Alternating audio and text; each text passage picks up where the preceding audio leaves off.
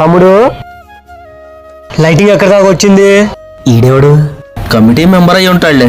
ఓహో, అయిపోయిందన్నా. టెంట్ సామాన్లు? టెంట్ ఇంకోటి తెప్పిస్తున్నావన్నా, ఇక్కడ వేపిస్తాం. మరి కుర్చీలు? 100 కుర్చీలు తెప్పించావన్నా. మరి భోజనాలు ఎప్పుడు పెడతారు? భోజనాలు వర్షం పడేలా ఉంది కదన్నా, ఒక 10 నిమిషాలు స్టార్ట్ చేసేస్తాం. జాగ్రత్తగా చూసుకోండి. ఇంతకీ ఎవడై ఉంటాడు కనుక్కో. అన్నా, అంటే ఇంతకీ మీరు చందా ఇచ్చిన వాళ్ళ?